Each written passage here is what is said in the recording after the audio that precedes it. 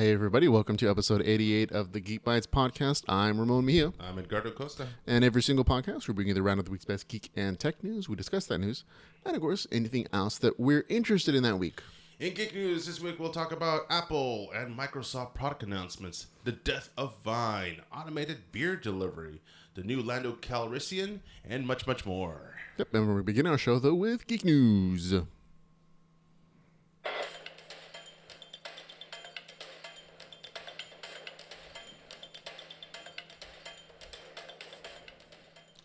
All right, let's talk Apple. Apple announcements. Apple announces new MacBook Pro with a touch bar and a new Apple TV app. Touch bar replaces the functions of keys and changes based on software surfacing certain menu items and controls. The touch bar is a Retina display with a multi-touch. It responds to gestures and taps. Apple also added the Touch ID fingerprint sensing to the right of the touch bar in place of the power button. So it's pretty much they've widened it out, made it more like laptop-y, but it's pretty much your iPhone, right? Almost for the basic settings. Yeah, if you were like to stretch the screen out and make it like a little bar instead of like these F1 keys all on one top, it's touchscreen. And I think they want it to be less of a touch screen as in like the main monitor, and for functionality give you a touch bar where it changes depending upon the application you're using. So like your shortcut keys for a video editing program would be different than for a paint program and for your regular Windows browser. So I think it's kind of interesting. I'm not sure how popular it's going to be, how intuitive it is, because it's all going to be dependent upon the program creators and not necessarily the hardware itself. So exactly. We'll have to wait. I gotta give credit though for the Touch ID fingerprint thing. It's one thing that I kind of wish they've had it like a long time ago. Because there's, I don't know, well, obviously you're not an iPhone user, but our wives are. I love the setup where it's actually your password. So your fingerprint is your password. So instead of somebody knowing your secret password, they just place their finger down there, give a scan, accepted. There goes your charges for iTunes. Yeah, I do that all the time with my app Android device. Both of ours also has a fingerprint scanner. Use it to unlock the phone. Use it to pay for things all the time. Use LastPass to basically automate all that stuff. And so, really good strong passwords. I just use my fingerprint as my entry code to authorize everything. So that's pretty cool. Hey Danny. Hi Danny in the chat room. How's it going? Okay, moving on to our next story though. New MacBook Pros. Another thing announced at the Apple event this week. It's been 4 years since the last MacBook Pro, and some things have actually improved. It has a new T1 security chip, Intel Core i5 and i7s, and a 67% brighter display with 67% better contrast, 25% more colors. The trackpad is twice as big as the last generation of MacBooks, and to me, this is the best part. The battery life is now up to 10 hours, which makes it more useful. Additionally, the 15-inch has a i7 Radeon Pro GPU with Polaris and up to 2 terabytes of SSD, 16 gigabytes of RAM. The 15-inch is a 15.5 millimeter thick, weighs 4 pounds, and starts at $2,399. So that's going to be the expensive model. The slightly cheaper model, 13-inch, has an i5 processor or i7 Intel Iris graphics with 8 gigabytes of RAM if you want to upgrade that. The 13-inch model is 14.9 millimeters thick, which is pretty good. Weighs 3 pounds and starts at $1,799. They both have Thunderbolt 3 ports, supports USB-C, HDMI, display ports, and all that good stuff. Additionally, it actually has a headphone jack, so the headphone jack is still staying for at least the MacBooks at this point.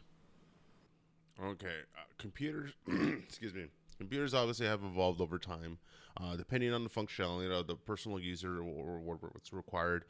These prices are still kind of ridiculous, man. Because honestly, for the Joe Schmo person that even knows how to operate a computer, much less just goes to the internet for the the naughty sites and whatnot, a basic computer now, even if it's a basic tower system, they go for around say $300 for like the most basic of basic models and such. Yeah, no, these are definitely for the people who love Apple but also need something slightly better than a basic computer. These are more for professional users. Oh yeah. And some of the small things are really useful, like the fact that you can like the touchscreen bar, the addition of, I think they also showed some special features, but this is definitely the next generation of MacBooks. And then for some people, the Apple logo and some of the specs and the walled garden of Apple is worth it for them. I think it's just a lot of money. If you're paying $1,000, period. Well, you're paying close to that for an Apple phone, so it's a little bit extra. Get a laptop. I see the benefits on the Apple phone because pretty much our phones are our little mini computers that we could do a lot of. But if you're paying over $1,000, much less for like a computer, it has to have a ridiculous amount of bells and whistles to operate. Yeah. Much less also be user friendly for the person. Because dude, if you're paying $1,000 and all you're playing is Angry Birds, yeah, the specs on the computers aren't bad. They're pretty decent, but they're not high-end stuff at all. I mean, to me, I'm paying $2,000. I'm getting a rig, a PC rig that I can play virtual reality on without any stuttering. The best video games, best video editing, whatever. And Danny Martinez in the chat room agrees that's too much for a laptop. So I totally agree with you, Danny Martinez. Yeah. For the Joe Schmo, not that kind of money. Plus, Joe Schmo doesn't make that kind of money. All right. Speaking of other tech, let's talk Apple TV. I got one. I got the old one. Apple TV added a TV app to Apple TV. The new Apple, the new app accesses TV shows and movies from across installed apps, including on-demand and live streams. Partners at launch include CBS, HBO Now, Hulu, Starz, Showtime, and several apps from cable channels. Significantly, Netflix was not announced. The TV app is also coming to iOS. Siri now supports launching live channels as well as including schedules. The TV app is coming to Apple TV and iOS in December in the US. Yeah, I thought it's kind of weird that they couldn't partner up with either Amazon or Netflix, the biggest names in streaming at this point. This makes it a lot less useful to me. I know Apple already has a huge library of stuff to sell to people, but without those two products, it makes it a lot less useful. Yeah, don't get me wrong, with other streaming devices, like you got your Rokus and whatnot. Hell, your gaming systems pretty much do it. Even your phones and stuff, they all have a lot of streaming capabilities. But as for a server itself, I'm still waiting for. I know there's the whole digital those converter boxes for like local television and whatnot, but they haven't I think there's an existing one, or depending on as long as you're next to a Wi-Fi signal, they haven't made. Remember the old portable TVs they used to carry the little, it looked like almost like a long lunchbox kind of deal. You know, the only way you could watch television. Those were cool and all, but eventually they miniaturized themselves. But then they just took advantage of the Wi-Fi. Now I want to see if they can modify one, or at least add a little add-on, stick it through USB or so to watch live local television for free without having to go through apps and be next to a Wi-Fi server. Yeah, they do. They have portable antennas that you can either stick to a window or just hold, that you plug into your computer, and it'll catch digital signals for the regular, like your basic channels, 2 through 13. So that exists. It just depends on how good your signal is where you're at. Like it used to be. I hated the conversion. Did you? Well, were you ever a local television guy before you had cable, or did you have cable like all your life? No, mostly basic, but you get the basic channels. That's I was old school. Shows my age. Our TV had a knob on it, so it was like and wait till you get to the Spanish channels. You had to go to the other one and go 34, 52. Oh, you missed it. Got to go all the way back around. Oh yeah. Okay. Oh god, it was horrible, but got to give credit to technology evolving from time to time. Absolutely. Okay, we're going to move on to our next tech story. The death of Vine. Rest in peace. To help make the company more profitable, Twitter, the owner of Vine, they just purchased them not too long ago, actually. They said that they will discontinue the Vine app in the next couple months. A source told The Verge that the Vine staff was already laid off on Thursday of this week. Boo. and that Twitter will keep the Vine postings and the Vine website online after the service is shut down. But it's gone by. It was really rather sudden. It came after their earnings report came out for their investors, and on paper they're on the verge of profitability, but not quite. And like, oh, okay, we have this product, nobody's really using it. It's not profitable for us, so we're going to give it the axe. It's just business. Hey, it sucks for being, obviously, if you ever been that experience, unemployed because your department gets shut down or whatever. Yeah, it sucks. But honestly, the only one that's kind of laughing his way to the bank is, of course, the original creators of the Vine, and that wind up selling it.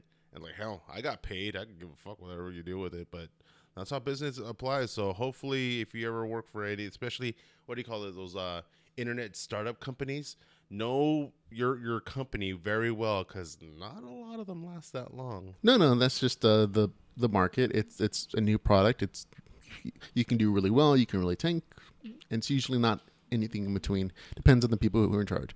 But Danny Martinez, the Trump, is also laughing all the way down there the old TV for the Vine thing. I think he's laughing at Vine that it died, but I'm guessing Danny Martinez in the Charm can let us know which part he's laughing at. Okay. All right, alcoholics. Here's some great news for you guys. Self-driving beer delivery. Uber-owned Auto has completed its first self-driving truck shipment. An 18-wheeler. An 18-wheel Volvo semi carried a shipment of Budweiser beer 100 miles from a way station in Fort Collins, Colorado from Fort Collins, Colorado to Colorado Springs without human intervention.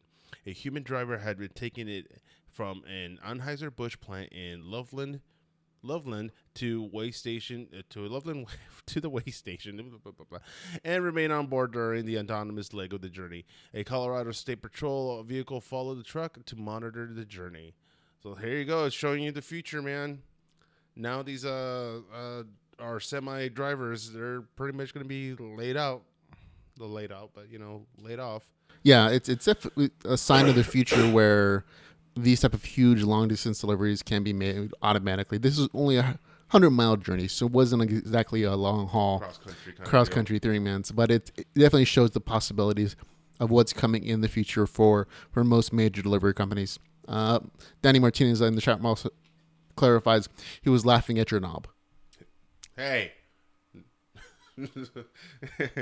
Anyways, but going back to this self-driving. Hey, we're talking about it. Self-driving cars. It was just a matter of them to evolve to the point.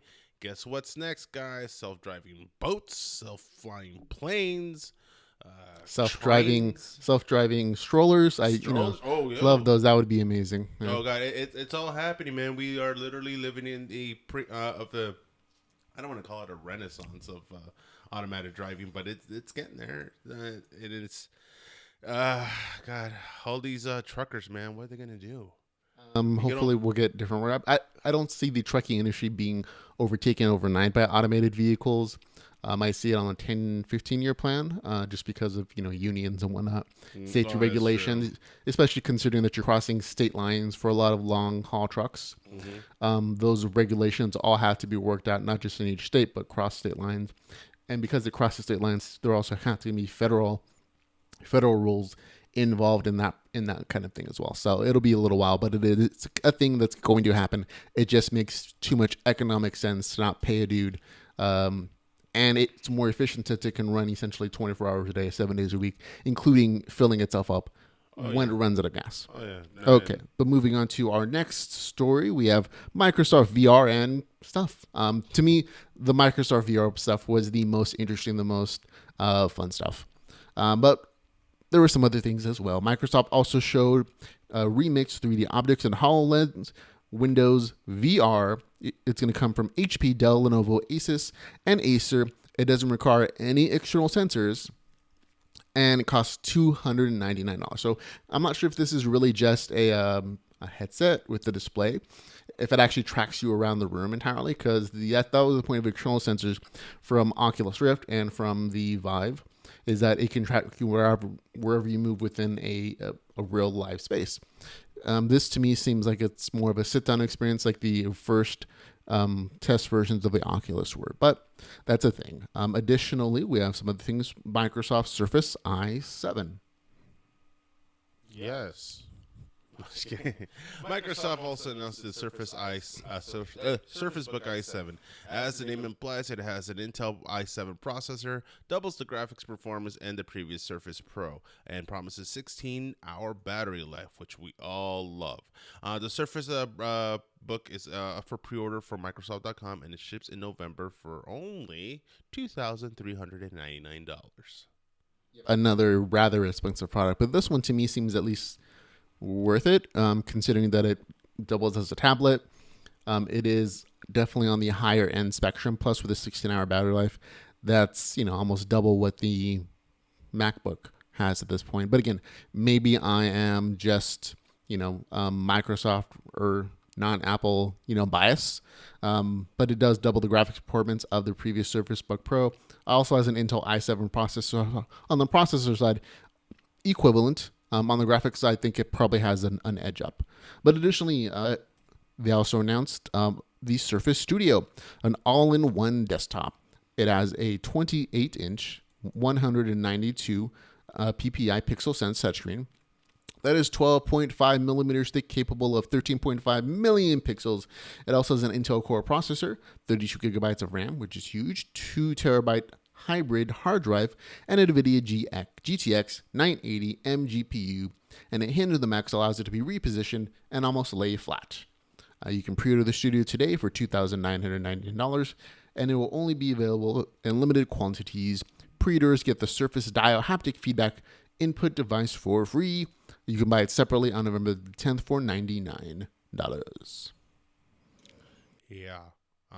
Honestly, when it comes down to specs and such, I am clueless. I am like the only thing that I honestly, because I am the Joe Schmo guy, I will one of the main deals that I would look for is of course battery life, because battery life is like the biggest killer for anybody that uses any kind of electronic devices. For a laptop, yeah. But when it comes down to like how much hard drive, how much RAM, how much speed, I think the only thing, once again, for me being a Joe Schmo, it's battery life, memory.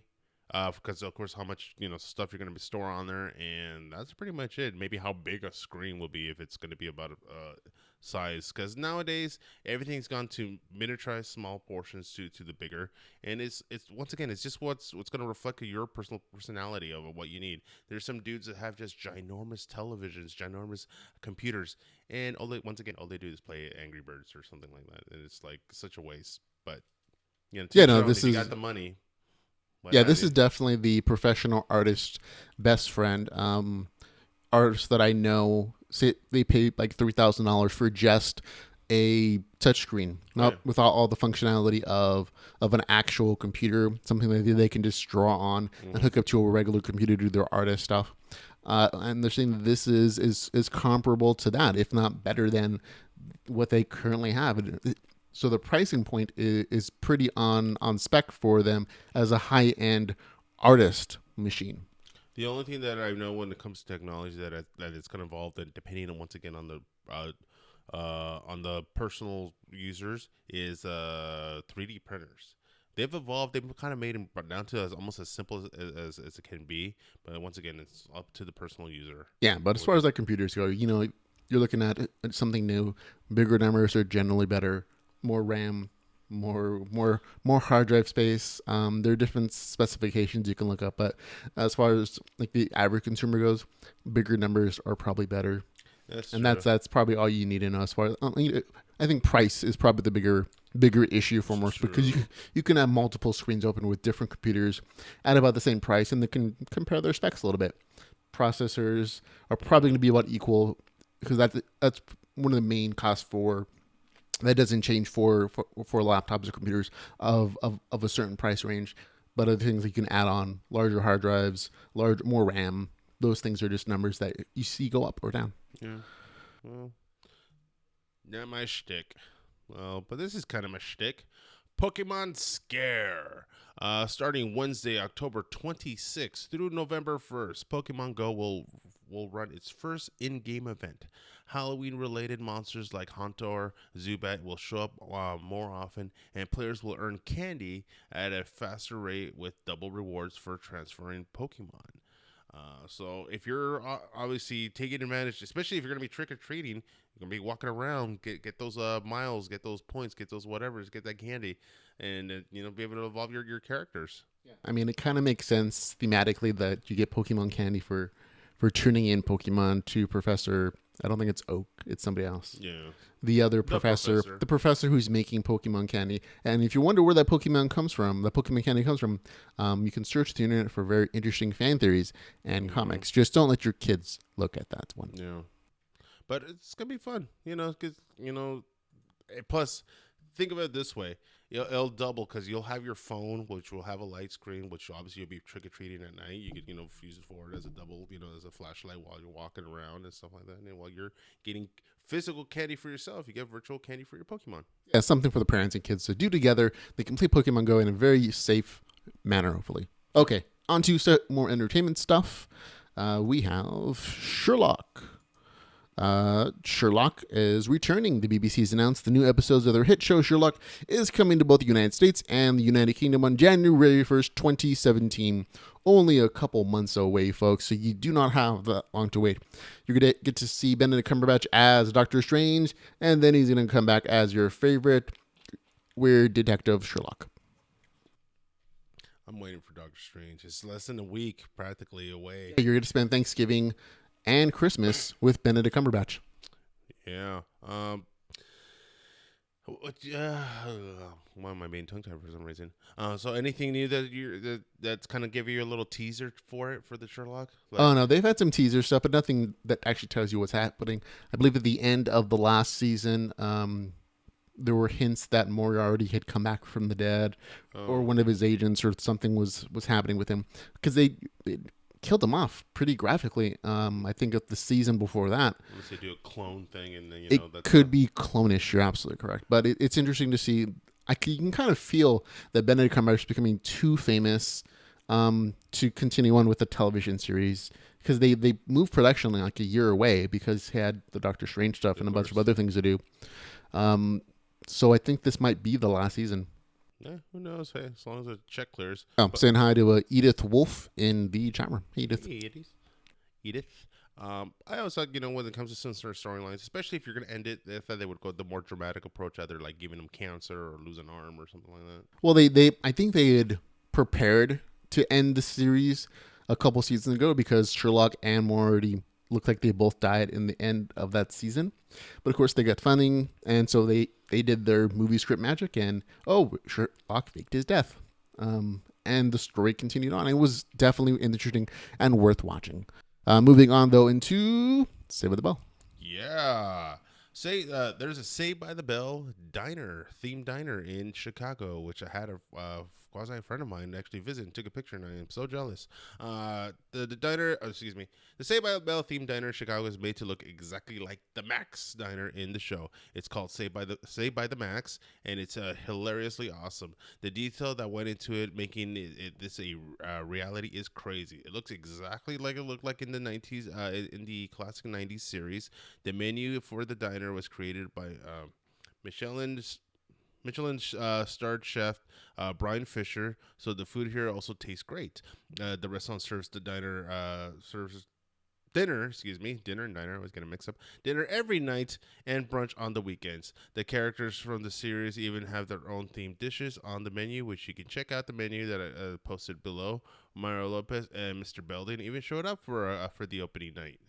So that's cool. I once again, my friend did take a picture of it. It always looked kind of funky because when you watch the show, that's what you see in that angle, like the Max. You see the booth that usually the guys would always sit on, a couple of tables and stuff. But where the hell is the kitchen? Because obviously the way it's all camera set, it's like, where is the kitchen? Is it on the left? Is it on the right? You never see that part. In the back? Pretty much, it makes sense, yes. But nobody also knows what it looks like from the other angle through the door until obviously you walk through it. Yeah. We're currently playing a video for the non-live feed of some folks who went there with a camera and a television crew to kind of promote it. But it looks interesting. It definitely is nostalgic based. I'm glad to hear that they have a real professional Michelin star chef to create the menu, because as nostalgic as it is, that'll draw people in, but they're not going to keep coming back unless the food is good. So I'm happy to see that they're doing this kind of thing right. It looks like a themed restaurant that you would see at a theme park, kind of like the Harry Potter Hogwarts kind of thing, or like at the Simpsons. Except with hopefully less expensive food that tastes good. Yeah. I wonder what left for the menu items. I wonder if they had like the Dustin Diamond or the Screech Weenie. No, they do have the AC sliders. That's nice what they did there. All right, full ham. Your turn, sir. On to our last story of the episode, folks. Donald Glover will play a young Lando Calrissian in the Han Solo movie. According to Lucasfilm, the standalone Han Solo movie has cast its Lando Calrissian. I can never say that one right. Calrissian. There, Calrissian. I taught him one. Donald Glover will be taking the role. The movie, helmed by Lego movie director Phil Lord, and Chris Miller will depict Lando in his formative years as a young scoundrel in the galaxy's underworld. So this is going to be it's basically going to be a buddy film with Han and Lando. Oh, yeah. And how they met. How obviously Lando's going to be owning the Millennium Falcon first, and I'm sure they're going to point at some point the change in title over that poker game. I wonder how it's going to play off, if he's going to be the Billy D. Williams style acting, like, hey, Han, or is he going to even have the mustache? Because I know that's like his iconic look and whatnot, but this is a younger version. Yeah, exactly. So he might not have the mustache yet, but I do think he'll have to do the persona, because you can't change the character that much and not displease the fans. I mean, he might, because he's younger, he might be more brash, he might be more useful and funny maybe, but he's not going to go all regular Danny Glover on it. But like, it's also like, you ever watch Young Indiana Jones? It's not like it's not a young guy playing an old man kind of deal. But it'd also be kind of funny if it's like Indiana Jones before puberty. So it's like, well, he wasn't like an old man in Star Wars either. I mean, Lando was always kind of fun and bubbly and flirtatious. Maybe Donald Glover won't be quite as smooth, but he'll still have to be. He'll still be restricted. He won't be able to go like Abed and We'll see. I liked him. I loved him in Community. His stand-up is hilarious. If you ever get a chance to watch his stand-up, a lot of I've seen his stand-up on Netflix, and it wasn't that amazing to me. It was geek humor. Maybe because I had no, it definitely was geek humor. It just wasn't. Maybe I was expecting Community characters, no. and that's the thing. And then I had bad expectations, so going into it was just a disappointment as it was. All kinds of people jumped in and out. Justin Bourdain, Christine Guy, and Brian Cervantes all joined us in the chat room for this at the end of the show. You guys can rewatch this, or you can watch the full version with all our graphics and all our videos that play at geekbytespodcast.com. Yeah. But that is going to be it for the show, ladies and gentlemen. We thank you very much for watching. If you like the podcast and want to help support us, you can find out all the ways to do so at geekbytespodcast.com/support. We'll get it right perfectly one episode. We're only 86 in, so we'll get there at some point. But thank everyone really for listening and watching. It really means the world to us that you support us by watching the podcast or downloading it and listening to it on your phones or in your homes, whatever it is.